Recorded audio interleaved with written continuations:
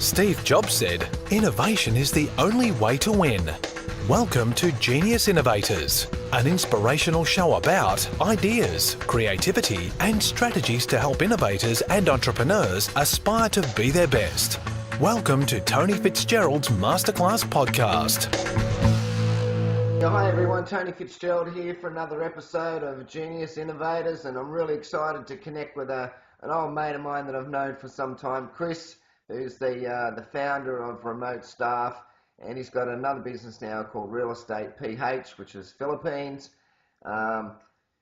We knew each other way back, I think about 1995, sometime back then, and I remember us sitting at Double Bay in a cafe talking about ideas and innovation and our entrepreneurial dreams, and it was a great connection, a great coffee, and we had some great fun. And anyway, cut to the chase, some many years down the track, Chris has become very successful in running Remote Staff and his new play, which is the Real Estate PH. So we welcome him to the call, and we're just going to, have an open discussion about his journey being an innovator and an entrepreneur. So welcome, Chris. Thank you, Tony. How's things, buddy? Yeah, very well. It's good to be back. I mean, these days I live between Sydney and the Philippines, so it's such a rare occasion when I'm here. It's kind of, I've always dreamt of having this life in multiple locations, but now that it's a reality, I don't know whether it's a good idea. The dilemmas of entrepreneurship and working out where you want to live. That's good, mate. So, where are you at the moment? Your office at home, by the looks of it? That's it. I'm at Sydney at the moment. I'm at home. I'm here. I've been here for 3 weeks, and now I'm off in April for the whole month in the Philippines. But I fly my wife and son every time there's a school holiday. I fly them there so I could stay there longer. Because that's where the hub is, that's where my whole office is, and all the team. And even though I run Remote Staff, what's funny is that I actually have learnt over these years that I actually prefer working from my office. Yeah, it's cool, isn't it? It's unbelievable. I've worked around the world and remotely working, and I built Remote Staff because I love to travel and work around the world. I lived that dream for 8 years, and then it came to a point now where the last few years where I'm like, no, I actually prefer to work in the office. I prefer to be with the team and collaborate. I absolutely love it. Well, that's a true innovator, mate. Having a creative space to work from. So anyway, let's talk about the journey. Now, I'm always curious to know, when I met you, I knew straight away there was a connections of souls, because I'm an innovator and you're an innovator, so we had that connection. But I'm always curious to know when innovators come up with that flash of genius moment when they go, wow, like I have an idea for a product or a service or a business, and then they go, right, okay, we have to put the wheels in motion here and go through the steps to build this business and take this idea to a reality and hopefully make millions and billions from it. And so let's go back and revisit that flash of genius moment when you said, right, I've got an idea for remote staffing, whatever the model is, and let's visit that. What happened then in that flash of genius moment? Yeah, well, look, I mean, for me, after some health challenges back in 2005, and took a year off and went to the Philippines. Actually went to Thailand, and Philippines was my second destination. And when I was in the Philippines, I just kind of in awe at some of the people there. The quality of the English speaking and the capacity. They were lovely people. And then there was this wage price tag that a friend of mine was there, and I was asking him, like, how much is this person? How much is this person? And immediately the price versus these people, I hired 1 or 2 people, and I said, wow, if only I could work with these people, but be back in Australia, wow, I could get to do a lot of things with this resource. And that's where it all, the cha-ching. Yeah, that's it. That's when it happened. And then when it happened, I mean, it became very apparent, very obviously, very fast. It was just like, how do I hire them? I don't have facilities at the time. I don't have any of these things, but how do I hire them from home? And how do I keep them accountable? And how do I put them in a way where I could totally feel that I could depend and rely on them? And I could be in Australia or anywhere in the world and know that I got these guys that I could count on from the Philippines. So the whole remote staff business model was built on how do I gain that security? How do I gain that trust? How do I gain that kind of foundation so that I can invest in these people, I can work with these people, and I can create with these people? Wow. So when you thought that through, obviously, what type of research did you do to sort of validate that this could be a winner? Nothing. I mean, I hired a couple of people. That's it. That's it. I tried it for myself. Nothing like getting traction quick. Yeah, look, and when I did it for myself, I then immediately, it was because I was flying around. And when I hired them for myself, I was just doing it for some info marketing things back then and for my own needs, just creating some products. And then while that's happening on the background, I got a particular management consultant gig where I then hired a team of 30 people to service this relationship. And I hired a bunch of marketers, writers, and all these people. And so I had 30 people. And during that time of working with the 30, because originally there were 2, and then there's now 30. So while working with the 30, I had to address things like, how do I take care of their payroll? How do I manage their times? How do I validate all their projects and tasks? And how do I confirm what they're doing? I wish I had a chance to look at their screenshots. I wish I knew what the applications were open on their computers. All these questions I had in my mind were developed over that initial 30 hire. And then when they were developed for my own needs, I had already established a mini kind of, there was this lady called Mary and another lady where we did some kind of hiring and recruitment efforts. And it just started organically where some people were saying, hey, can you hire for me? And then when I did that, I was like, well, I think I could do this as a business. And then I put a website up and put some advertising dollars, drove it. And then I was getting responses. I was getting requests. And I started fulfilling it. And then immediately, 6 months into doing this live website and getting all these inquiries, I stopped everything else I was doing and I was totally focused on remote staff. So how did you come up with remote staff, the name? What did just Bing come to you like that, or did you do a bit of research? Or No. I mean, because I was working with them and they're working remotely from home, the word remote was always in my mind. Yeah. And so, and I was working remotely as well from home, from Bondi Beach. So I was like, well, and then sometimes remote represented, Europe somewhere or Thailand in Koh Samui, which I always like working from there. Yeah. And I envy that. Yeah. So as a result, remote was the logical, and remote staff became the logical solution. Wow. So how did you get it up in the Philippines? Like, I get fascinated how you're an Aussie and then all of a sudden you can set up a business over there. Like, look, I'll tell you, it's another world. It's hard enough as it is trying to do business here in your own landscape where you're familiar with the culture, you're familiar with ways of society, especially in Australia. Australia is really an easy place to do business because in Australia, there's a common good. There's a society that actually understands the common law and conduct and being mindful of others around you. And in the Philippines, though, it's not quite like that. And in the Philippines, it's self-interest rules. So if you just look at the road rules, they're there as an indication. And then if you could see a shortcut opposite end of the road, you take it. That's a bit of innovation there. and it's the kind of a Chinese thinking where it's very dominant in the Philippines, where the way I put it in the Chinese thinking is if there's an opportunity that you can capitalize that's in your interest, even if it is ripping off or copying somebody or taking advantage of something, you do so. Because, hey, it's an opportunity, it's there, take it. Yeah. Whereas in Australia, a lot of people don't necessarily do that because there's this level of conduct. Well, it's not necessarily right for me to kind of cut somebody off or whatever it is. Whereas over there, people cut people off on the roads and they don't think nothing of it. They're just like, oh yeah, he took an opportunity there. There's no road rage. Isn't there? No. I haven't been to the Philippines. I've been to a lot of countries, but I haven't been to the Philippines yet, but maybe next year or this year. Yeah.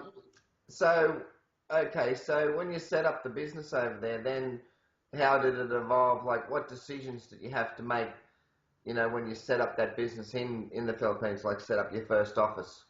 Oh, well, so remote stuff has now been running for 9 years. And the first 4 years, it was completely virtual and there was no office. We completely were a virtual organization. We grew to about 60 something staff. And it became apparent that many of my departments were not communicating with each other properly. And many of my managers were too busy dealing with fires and getting new people up and running. And there was no real proper management happening. And then, in late 2011, I had to make a decision to say, shit, we can't continue this way, because how can we scale and grow virtually like this with so many problems? And so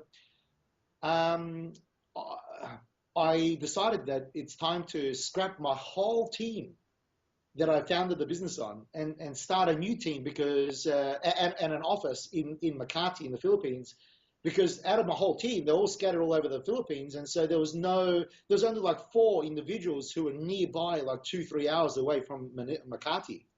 But I chose Makati as an office because I knew I had to fly in and out, and I kind of liked that city, and it was convenient for me to fly in and out. So that's why I chose it, but to the detriment of everyone who's existing on the team. And so I've never had a business before where I've started it, built it, layer upon layer, and then had to terminate everyone and start with a whole fresh team and start the business all over again. And I did that in 2012. Wow. To get this office. And then now in hindsight, if you asked me if I was to do, what would I have done differently, I would have said I would have opened up a small office where only my managers, like in an army, would belong, and all my troops can still remain in the field. Yeah. Is that what you're going to do in the future? In the future, perhaps I will. If I choose to not want to expand my team anymore in the office, I will definitely have a management team in the office where it's a creative center, it's a common information sharing center, and then the rest of the troops can be out in the field and they could be busy doing what they do. They don't necessarily need to be in the office. So what's your view? Like, I see those things as innovation strategies that you're adopting to, adapt to the business model and, improve it. What's your views on innovation? What's your beliefs about innovation? Intensity and determination. Yeah. Solving problem. Yeah. That's it. Solve the problem. It's a resolve. We make a stand. I mean, innovation is I first do the thing about what am I going to be committed to? Like, like say for remote staff, I'm really committed to all the clients and the staff that these are relationships, both ways, by the way, for the Filipinos and for the Australian businesses, that we establish relationships that everyone can rely on. That's it. I mean, and so because I have this, like, I'm so focused on this desired outcome that we want to accomplish, that I've made a stand, and that no matter how much competitors come in, how much the landscape change, it doesn't matter, because that's who we want to become always. That's what we want to stand for. We always want to, basically say that this is what we stand for. This is who we want to be for you. We want to be the company, the supplier that establishes relationships that you all can really rely on. And all the other things just facilitate for us to accomplish that for you. Placing the right person, doing a professional recruitment service, keeping people accountable, making sure we guarantee payrolls and pay it on time, and dealing with cultural differences, and helping people establish good working relationships in a remote setting, helping educate the employer and the staff on what does it mean to work remotely, because believe it or not, everyone's still got these different ideas about working from an office and managing an office versus remotely. I mean, there really are still limitations that people place in the remote setting. They don't understand that you do not send an email instruction on a remote setting and leave it at that. I mean, you need to pick up the phone, you need to speak to the person, you need to explain the situation, then follow up with the email to validate what you've said. Yeah. Not the other way around. And so little things. And management, you don't assume people are doing what they're doing. You got to check up and ask and see and see for yourself that it's really getting done. Because if you assume, you're going to make an ass, as they always say, out of yourself and the staff. Yeah. Remote staffing, it's a big thing, isn't it, around the world? Now it is. Very much so. So where are your clients coming from? 80% of them are Australians. I still am very dedicated and focused to servicing Australian businesses, and purely because of the time zone scenario. But I do have a vision and I do have an idea to take this globally, and I do own remotestaff.com, which I haven't launched. But I do have plans to take that on later this year or early next year, where we want to open up the door to remote staffing in a way where that vision of relationships you can rely on can count for not just relationships between Filipinos and Australians, but what if we could do this on a global level? Like, what if we could really say, I can help Australians work from Davao or something, or like working with an employer in Texas. And distance is irrelevant now, so if distance is irrelevant, only time zone is relevant, and you can work remotely from anywhere for any employer, then how do we facilitate in that relationships to be mutually beneficial, that can be reliable for everyone to want to invest that time and energy into that, and that everyone can say that, wow, through remote stuff, we could really count on this relationship, this career, this staff, like we're an agency. We're not a platform.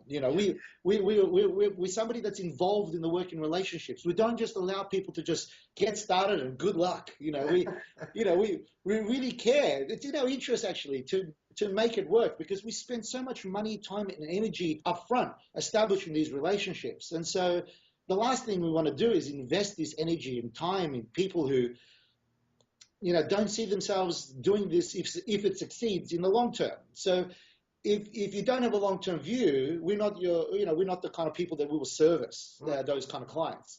We'll advise them, go to Upwork, go to these platforms, go to these markets. Good luck. Go do it yourself. Figure it out. No worries. There's plenty of people out there.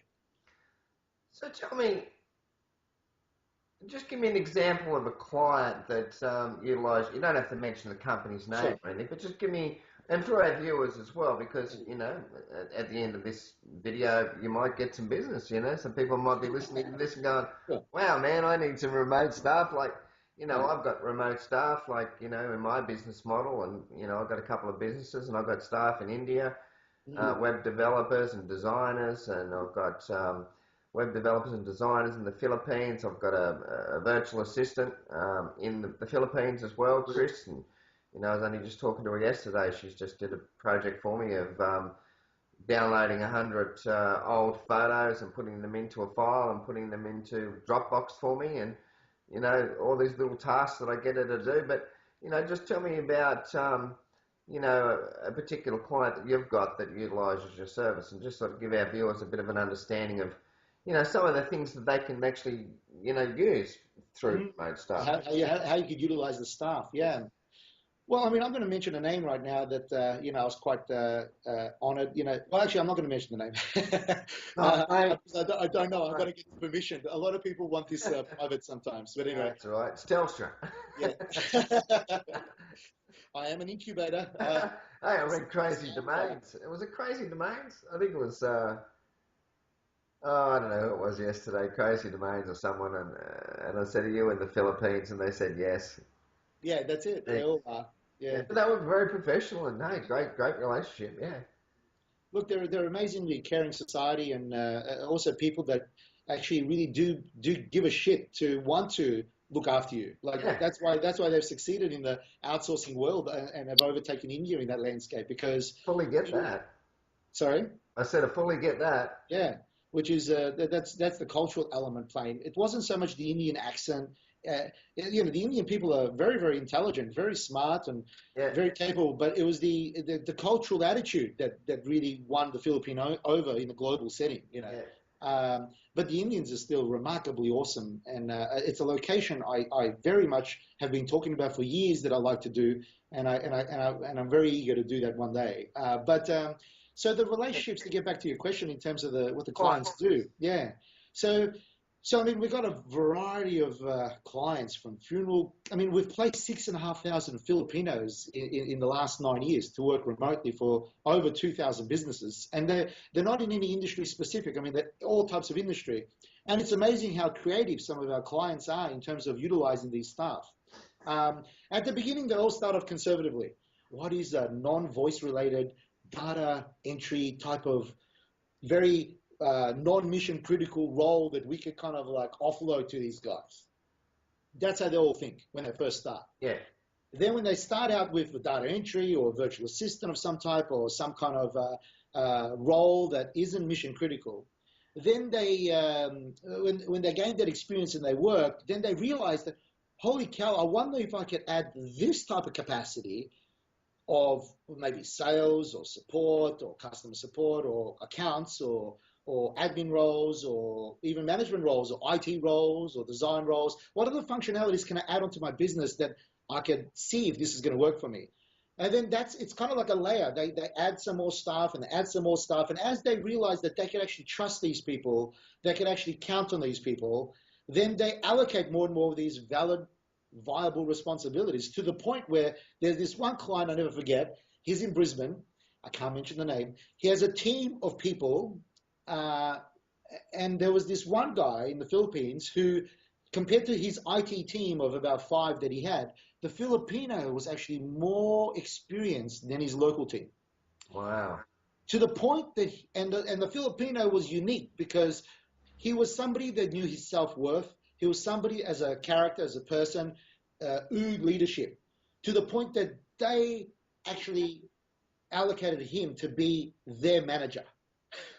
So that was the first time I've ever witnessed, like, a professional setting, a Filipino virtual remote staff individual managing a team of Australian 5 developers in their office. So he was remote managing the team in the office. So that happened about 5 years ago, by the way. Wow. Mate, tell us, what are say 5 or 10 things that people are outsourcing to remote staff to do? Yeah, look, there's a lot of internet marketing related things. There's a lot of administrative things. There's a lot of customer support side of things. So, whether you're a real estate agent and you need somebody, like, say your reception's very busy and then the calls don't always get answered. Well, the call flow, the overflow is reached to the Filipino, for example. That's one thing. Or like there's resources in Australia that you have on your team, but then you can't justify adding another Australian to your team because you just don't have the financial capital to kind of do that, but you need that resource. Yeah. Adding a Filipino to support your existing Australian is a very good thing. Emulating what you do successfully here remotely is where most people succeed in remote staffing. Those who mostly fail, as in 70%, are those who don't quite do it right here or haven't done it yet, and they're trying to emulate or they're trying to get it done remotely. 70% unfortunately fail, but I got a terminology for startups. I call it startups equals stuff-ups. And so, the reality is I service startups a little bit, especially those that are funded, that have got the length to continue stuffing up over a period of time to learn their lessons, to gain distinctions, in the information that's important. But startups we don't really service that much because they don't do the distance, and with remote settings and Filipinos and stuff, with the cultural differences and other things, they stuff up. And Filipinos really need process. They really need a clear direction. They feel safe being told what to do rather than being left to their own devices to say, okay, now you figure this out. They just feel like, oh shit, I don't know which way to go. Whereas if they're clearly told the process to say, this is what we're going to need to accomplish, this is how we're going to do it, this is what I expect from you, they're the best, because they will take that on and they're going to do the best they can, and then they just want to elevate and they want to elevate and they want to get better and better and better. Whereas if you try to collaborate with a Filipino, if you try to brainstorm with a Filipino, if you try to explore ideas, you're going to find yourself with egg on your face. Yeah, I'm finding that a little bit now. I've got a discussion going on about lead generation. I want to do some lead generation and outsource that to someone in the Philippines. I'm talking to Chris at the moment, and she's saying to me, well, what do you want me to do? Like, and I've got to sort of spell it out, like A, B, C, D, E. So yeah, you're on the money with that, but that's that's the way it goes. So that's a cultural thing. All right, mate. So let's go back to the journey.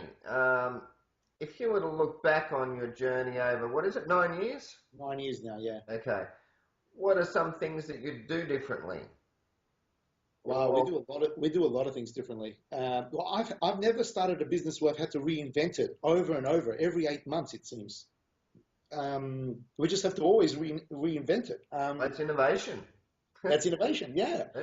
Like everything expires in remote stuff. Like, so if I create a website, 8 months later, it's expired. It's not relevant. I have to re-communicate it. I have to reposition it. I always have to redo it, basically. And same with our services. Like, we are always questioning, like, how do we gain more ownership of the results that we help people gain? Or how do we gain ownership of the relationships that fail? How do we gain ownership of delivering the service in an effective way? Now, we're not perfect. I mean, we're dealing with people and different cultures, and so we still get it wrong, and that's what's really upsetting. Like, we're still not perfect. I wish we are, but we always try. We always like everything that we do is fully systemized. Like from when clients log in and when the staff log in, like client has a running balance. As the staff works at the end of the day, the balance is automatically deducted from the client, given to the staff. Invoices are automatically generated to the client. When payment is done, credit is added. When wages are done, it's linked to the staff's payroll, and it's all systemized. It's unbelievable. Our communication history from the journey of when an inquiry happens from a client or a candidate to the point of when they're hired or to the point of when they become a client and work with the staff, the whole journey is automated. So that's really cool, and we're always tweaking and enhancing our capacities there. I think it's just distinction. I think we know now, like, areas where there's no good internet for working from home. Or they have flood zones, or they're open to power outages. So we don't hire people from areas. That happened to me yesterday. There we go. Skype with Chris, and just like to come back, and there's an electricity outage. It's unfortunate, but these things still happen more because the landscape. I mean, it's a very modern city. I mean, I'm looking out into the beautiful Sydney Harbour right now. I have fantastic views, and I look at Sydney, and then I look at the forts. I look at Makati. I look at all these elements in the Philippines, for example, and I just think this is just as much of a modern city, except it's a modern city where infrastructure is like secondary, unfortunately. So if it's going to rain, it's going to flood because the gutters don't work properly, and then when it floods, there's certain things that happen, and then the power drops, and then somebody has to fix it, or then there's strong winds like typhoons and stuff, and so that's part of the landscape. So we just try to offset that risk as much as possible because we know better. Like, we know that don't hire somebody from that particular area, or those kind of things. Also, we know the internet plans that are out there. Also, the internet is the most expensive in the Philippines. It's unfortunately all the suppliers have got together, and they're all over monetizing. They're really heavily priced, and they don't even deliver a good quality service. So myself, I have a really good internet connection at my own apartment in the Philippines, and it's still not very, very consistent. There's still, I would say that there's going to be, when you hire remote staff from the Philippines or Filipinos from home, you're going to find 2 days on average that the internet is just simply not very good. Not working. Yeah. So when you hire them, you have to hire them with that notion that, well, it's in an imperfect environment. It's not going to be perfect. But even if it's at 90% versus where the price is and the capacity and output you can get from it, it's still such a wonderful resource. All right. Let's go back to the journey. Along your journey, did you seek advisors or experts or mentors or coaches, or how did you get help or were you very resourceful? We just made it all happen on your own? No, well, like yourself, mate. Back then when I met you, maybe 4 or 5 years before that as well, I was involved in a lot of self-education. Yeah. And back then when I was learning and self-educating myself in a lot of things, it was then when I hired consultants, when I was asking for advice, and when I was after certain things. But when it came to doing it, and when we came to making that stand of what we're trying to accomplish, I believe I hired 1 or 2 consultants and realized just how off-center and how off-target they were that I gave up on the concept of looking for help outside of myself. Yeah. We just immediately said that, nah, if it's a problem, we own it. Let's solve it. Let's do our best to fix it. What's the point in looking for answers outside of yourself? I mean, there really isn't any point when you've committed yourself, to do something. These days with Google, you could see what other people are doing. You could read some books. You could have conversations, and sometimes even in different industries, like in every business has customer support teams. So how they handle their customer support team is how we could handle those things as well. Or if somebody has a great technology and they're applying it in a certain way, and you think it's cool, you go, wow, we could apply that in our interview process. Or so you always use your whole landscape and your whole environment, and whatever kind of experiences you personally have that you think in another business or another industry, whether it is a takeaway restaurant or whether it is a ordering a courier service or whatever it is, you could take what you feel was a very good experience and say, I really would like to have our services emulate that kind of standard or that kind of capacity. Wouldn't that be lovely? And what would that mean for us if we did that, or for our clients? And so I always question. I think leadership is always an issue of question. Funding. Yes. Like when you conceived that idea from remote staff, how did you fund it? That's the thing with a lot of people when they're in that startup conception stage. It's like, obviously I need money to get my product, to get my service up, and to start my company, etc. How did you start? How did it evolve? How did you fund your operation? I paced myself. Paced yourself. That's it. I said to myself, I'm not going to get money. No one's going to fund me. So the only way I'm going to get funding is by sales. My customers are going to self-fund me. And so when I get a sale, I just ask for their money up front. And I say, I need your security, which I still do today. I need your security in order to service you. Without your funding, I can't release payroll and I can't honor my recruitment service for you. Yeah. So if you pay my invoices in advance, I could do all these things for you. Yeah. And so I had my customers self-fund me from day one. That's a really important point that you raised there, and that's my business philosophy and my model and everything else. It's like, I put a value on my services and what I deliver, and the thing is that when I'm paid up front, I move mountains, and that's it. It's like when people say to me, oh, well, you do the work, and, if it proves to be successful or whatever, then we'll pay you at the end. It's like, no way. Yeah. Like, and you sort of, when you get paid up front and they've put their trust in you, and it's reciprocal. You've got to deliver, and that's it. If you deliver, then they'll just keep paying you up front. They'll keep paying you up front, and then when you don't deliver, then that's when the payments cease. And that's what you've got to do in business, really. You've got to, what you said about funding your idea from the start, that's how I did, I did that all the time for my business models, but, I did that with Coach University. You just come up with innovative ways to raise the capital up and then put it back into the business. So, Now, unfortunately, that doesn't work, Tony, on all businesses. So on realestate.ph, on the other hand, oh, mate, I've spent millions. Yeah, we haven't talked about that. So it's a good segue, mate. Okay, sure. Actually, so let's just finish the previous discussion. So you funded remote staff by just getting sales and putting it back in the business and putting the profits back in the business, and you just stepped it up. Paced it up. Because I could do so much more with remote stuff even today, like my global vision or the idea of doing certain things. But that requires funding. That means I have to put money and energy and work up front to deliver a certain capacity to then take on this massive volume.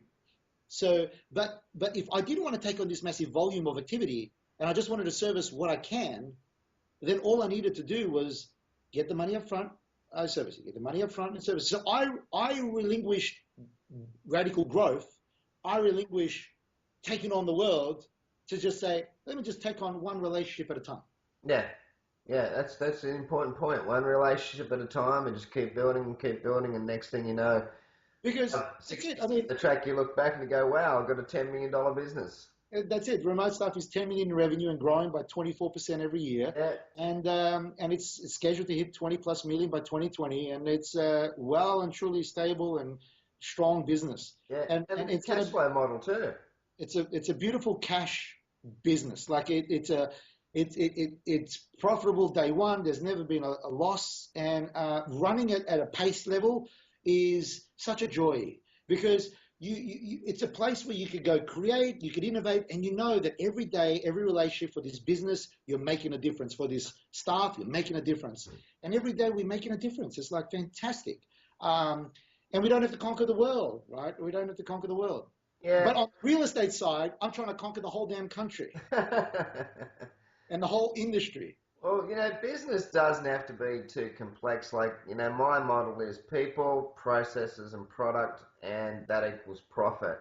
And if you get the right people, hire the right people, look after the right people, they'll look after the business. If you get the right processes in place, in marketing and sales and branding and distribution and everything else, and then you've got the right product or products, then you should have a profitable business. And it's a simple business model, simple formula that it's easy to implement. And if you do those things, day in and day out, you'll have a successful business.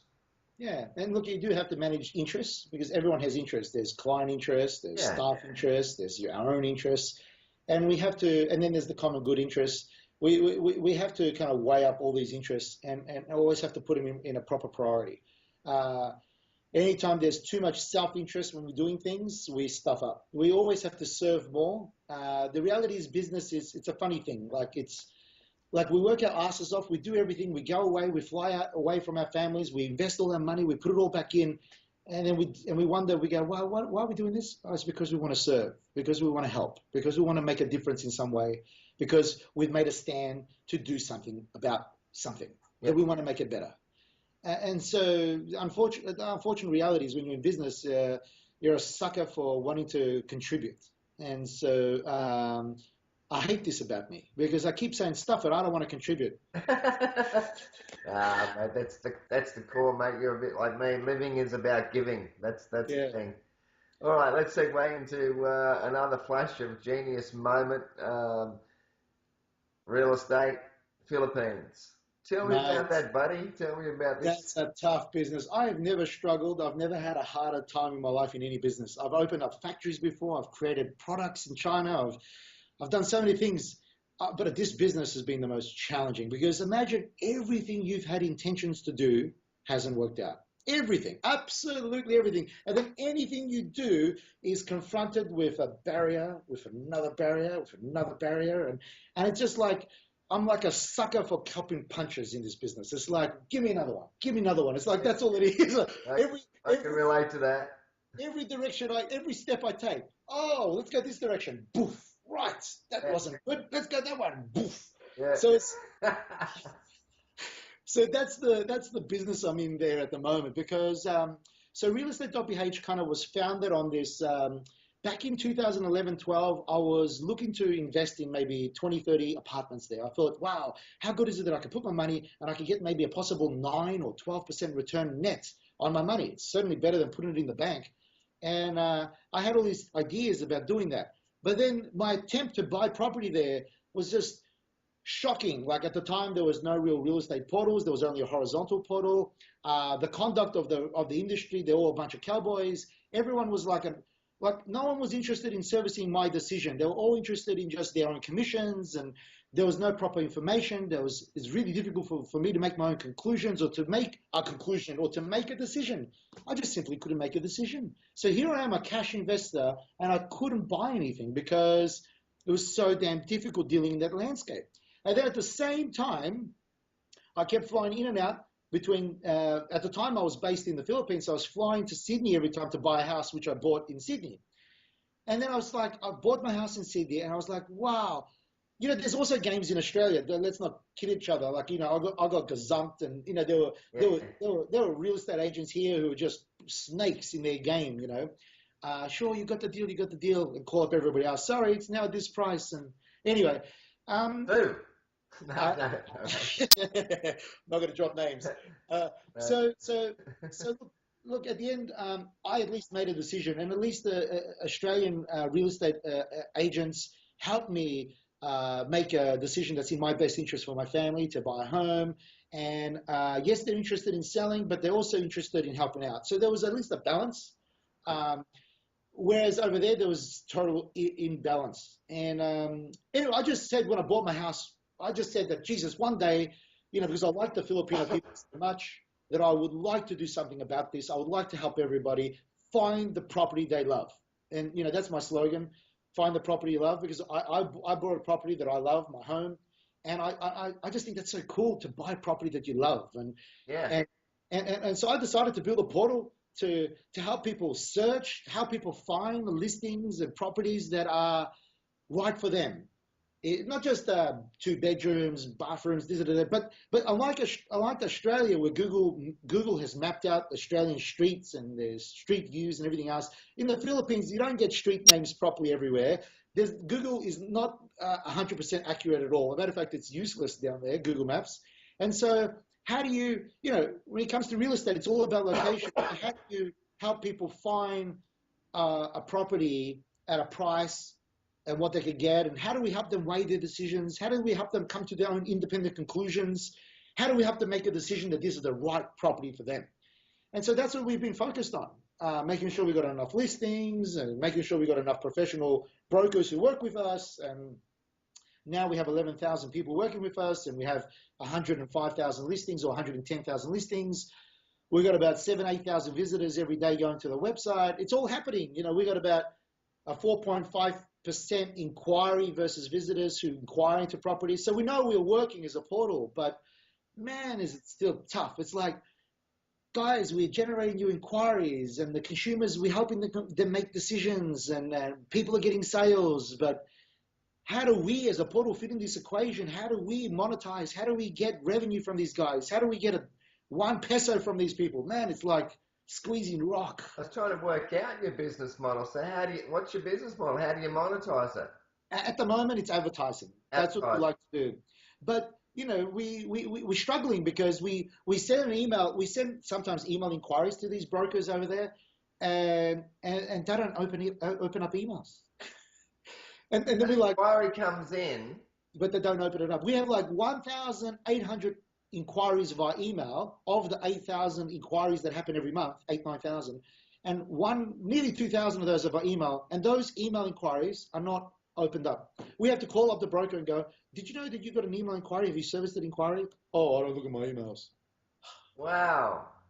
I get so dumbfounded in Asia, doing business in Asia. It's fascinating. And so that's one challenge. And then the other challenge is consumers who would click the number, call up the person, they don't answer, and then when the broker tries to call them back, they're not answering. And then when they find the answer, they're not interested. So it's like, well, hang on a minute. Why did you make the inquiry to begin with? Yeah. So what's the innovative solution, do you think? Well, so we what we've done is we've plotted in the Philippines. They have these micro suburbs called barangays, and so we've plotted all 44,000 barangays on Google Maps. Big endeavor. And then per barangay, we could select, like, since brokers don't want to give us their full addresses, or they're trying to hide addresses because they're afraid of other people stealing their listings. It's a real different scene. So we help the consumers by at least knowing in which area that property belongs in. And that's one thing. And then we help them in terms of the price, where we just say, look, it's because they're open to advertise prices, where unlike in Sydney, they give us all, or in Australia, they give us all information on real estate, except they withhold the price. Which is the smart thing to do, but give you an indication as to where it can belong. Whereas over there, they openly give you the price. And that allows us to do certain technologies and matrix in which we can assess, like, if somebody's advertising a stupid price, for the same property in the same area. We want to eliminate scammers, and we want to make it an effective website for consumers to come to a conclusion and not deal with these, copycats or scammers out there. There's quite a lot of them, actually. So how did you fund that business model? Unfortunately, it's all self-funded. I'm still spending all this money, Tony, and it's not a good idea. I'm working on constraints and limitations, and I'm up against a $9 billion competitor called Rocket Internet, Lemuri, and I'm up against a $30 billion competitor, NASPA, who owns eBay and OLX. Yeah. And I didn't start this business in Australia because obviously I didn't want to compete against realestate.com.au or Domain. Yeah, they own the market. So now competing with bigger players than them.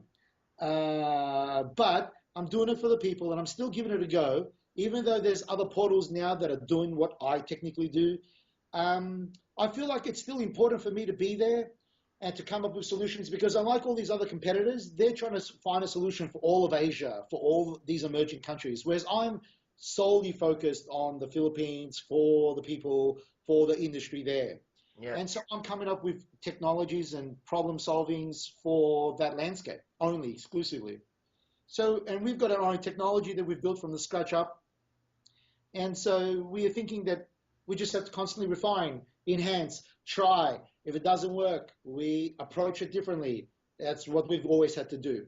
And so as a result, like right now, we're considering the idea of saying, well, if people don't see the value collectively in subscribing, and then all our money of subscription goes back into our advertising so we can help them even more, then what we might do is we're reconsidering a different approach, which I can't mention on this presentation. But this is the thing, we always have to view it differently. We always have to be like in a helicopter and view it like, what is our solution and what we're trying to accomplish from this view, from that view, from this view. Like, what would it mean if we were to come from this way, not from that way? Yep. Well, that's innovation, and the thing is my rhetoric is that if you're in business and you're not innovating, you'll die. Like, look at Blockbusters or look at Kodak, for example. Massive big brand, massive big company. They just didn't innovate, and then bang, they're gone. And loads of other companies as well. So, it's great that you're innovating every single day in all these areas. So I'm just mindful of the time here, but just to just finally wrap this up. What would you say to any up-and-coming innovator or entrepreneur that wants to follow in your footsteps? Like, what are the key messages that you'd like to drive home to them to be mindful of when they have that genius flash a moment and they're on that fantastic journey, roller coaster journey? Yeah, look, believe in yourself. You can do it. Know why you want to do something. Don't get lost in how you're going to do it. Stuff the how. Because frankly speaking, when you're in the middle of it all and you're trying to do it, you're going to work out the how. And don't bother getting advice and all this kind of stuff in the middle of what you're doing. Like, at the end of the day, you're confronted with the challenge at hand. Solve it. Own it. Don't take on the world. Unless you've got funding and big support behind you, don't take on the world. Take on one relationship, one client at a time. That sounds like a book. You haven't written a book, have you? No, well, I do intend to write a book one day because more from my own personal health challenge and how my brain operation kind of back in 2005 woke me up that if I don't start living the life I want to live now, I may never get the chance. And then I ran the marathon, Sydney to Surf, because I was a bit Bondi Beach and I see it being prepared. And I said, I had this zeal for life. I go, I want to do it. I want to run this race. And here I am. I had all the excuses in the world. I couldn't turn my head. I had this massive high blood pressure. I was peeing out blood because of cancers in the kidney. And I had all these things. And then here I am, no training, no practice. And I said, I'm going to run the City to Surf. And I ran it. And when I ran it with this whole new zest for life. And when I ran it and I'm coming towards the finishing line, I was flabbergasted at the time in which I ran it. I ran it in 58 minutes and 22 seconds. Wow.